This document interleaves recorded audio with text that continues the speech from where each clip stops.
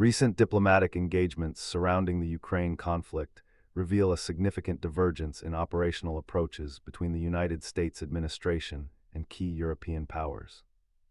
Following a series of meetings culminating in a summit in Paris, European leaders, including those from the UK, France, Germany, and Italy, alongside Ukrainian President Zelensky, articulated a unified stance regarding sanctions against Russia. This position contrasts markedly with explorations reported from Washington concerning the potential relaxation of sanctions as an incentive for a limited 30-day ceasefire proposed by Moscow. The crux of the matter centers on the assessment of Russian intentions and the strategic utility of sanctions relief. Statements emerging from the Paris summit characterize the Russian posture as tactical maneuvering rather than genuine engagement towards a comprehensive settlement. British Prime Minister Keir Starmer conveyed the collective European assessment, stating Russia is perceived as playing games and employing its old playbook, necessitating efforts to bring Moscow more seriously to the negotiation table. This assessment directly challenges the premise that offering sanctions relief for a temporary partial truce, specifically a halt to energy infrastructure and Black Sea attacks, constitutes a viable path forward at this stage. Furthermore, the operational reality is that critical sanctions mechanisms, such as the exclusion of Russian banks from the SWIFT payment system, fall under European Union jurisdiction, granting European capitals significant leverage over the implementation of any sanctions-related incentives. The consensus reached in Paris, as articulated by French President Emmanuel Macron, is that sanctions will not be softened until a comprehensive peace agreement is achieved. President Macron also noted the potential consequences should Russian actions validate the European assessment, suggesting President Trump might feel deceived, betrayed, if Moscow fails to engage genuinely following any U.S. overtures.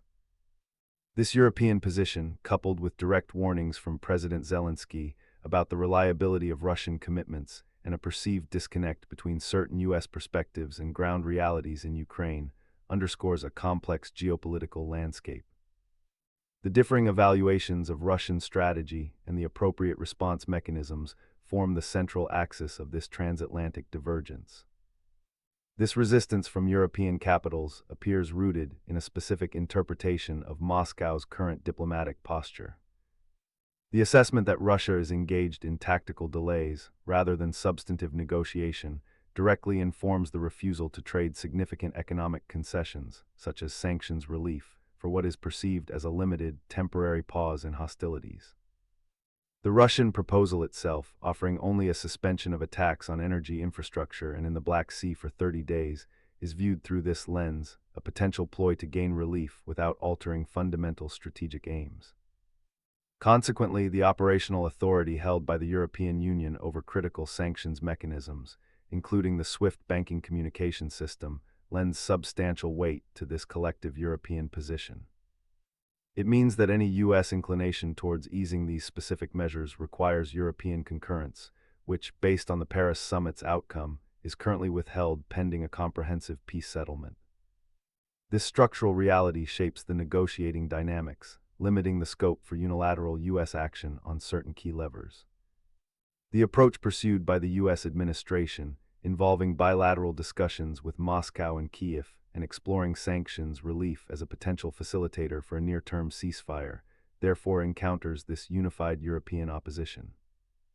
President Macron's comments regarding President Trump potentially feeling deceived or betrayed if Russia fails to engage seriously after receiving overtures underscore the perceived risks associated with the U.S. strategy from a European viewpoint. It highlights a potential vulnerability if the European assessment of Russian intentions proves accurate. Adding complexity is the perspective articulated by the Ukrainian leadership itself. President Zelensky's explicit warning to President Trump regarding the potential for Vladimir Putin to renege on commitments reflects Kiev's own operational experience and assessment of Russian strategic behavior.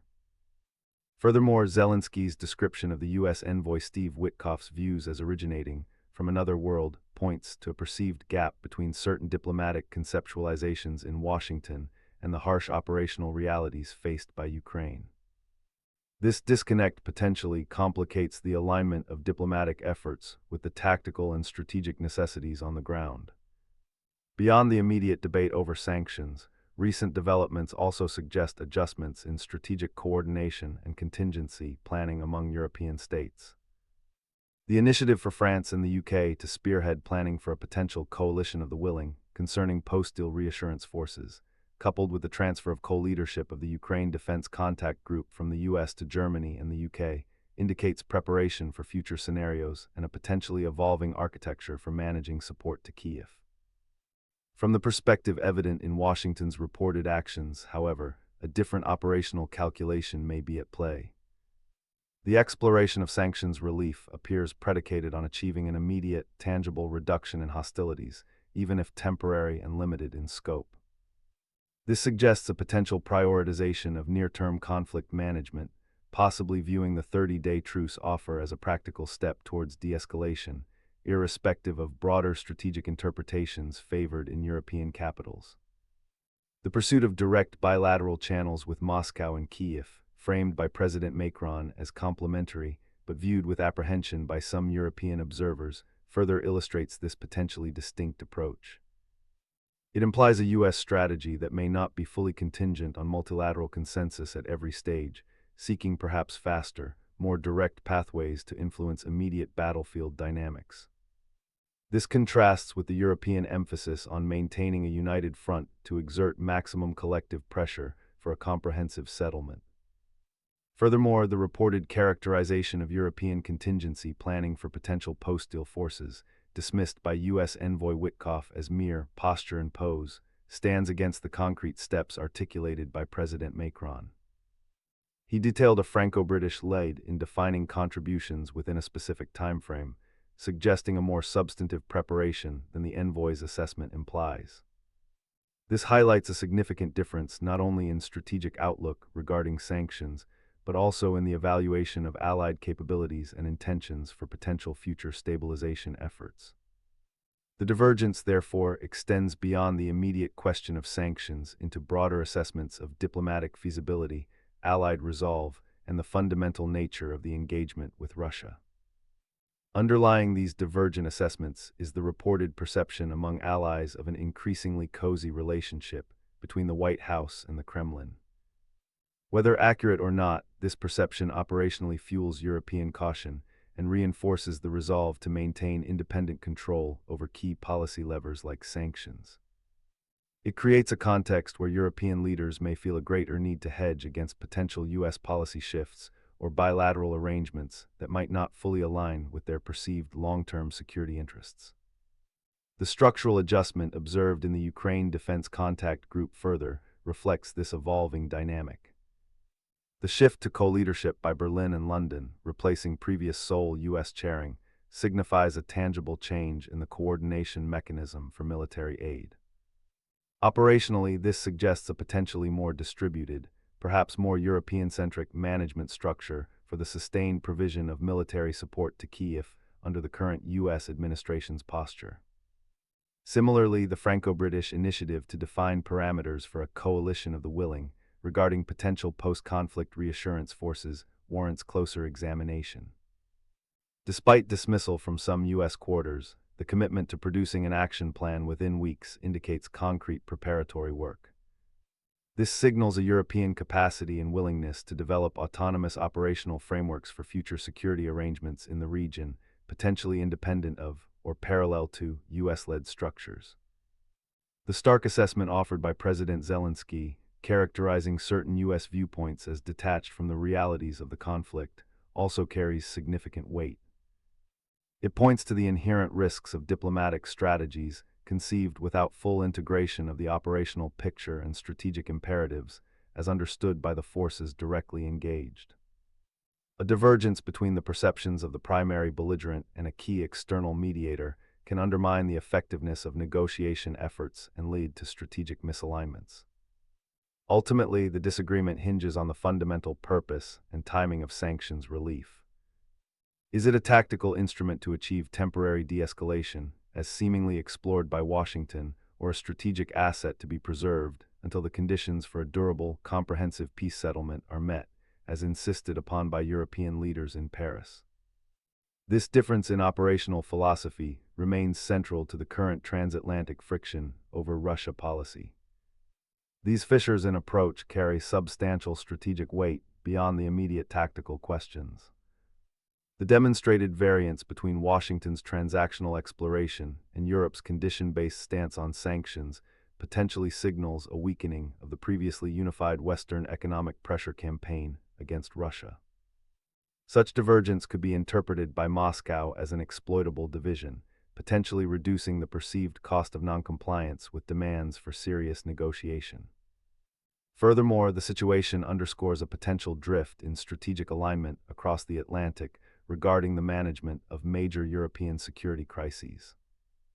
The combination of U.S. bilateralism, European anxieties about exclusion, and tangible shifts in coordination structures like the UDCG suggests a possible reconfiguration of influence and responsibility within the Western alliance concerning the Ukraine conflict.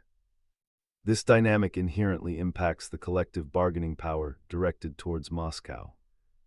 A less unified front presents a less formidable challenge, potentially complicating efforts to compel Russia towards a settlement acceptable to Ukraine and its European backers. At the same time, the clear articulation of a distinct European position, backed by control over key sanctions and evidenced by independent contingency planning, points towards an assertion of greater European strategic autonomy. Whether born of necessity due to perceived shifts in U.S. policy or from a growing consensus on regional threats, this trend could reshape transatlantic security dynamics in the longer term. The risk of strategic miscalculation also increases when principal actors operate from significantly different assessments of an adversary's intentions and reliability.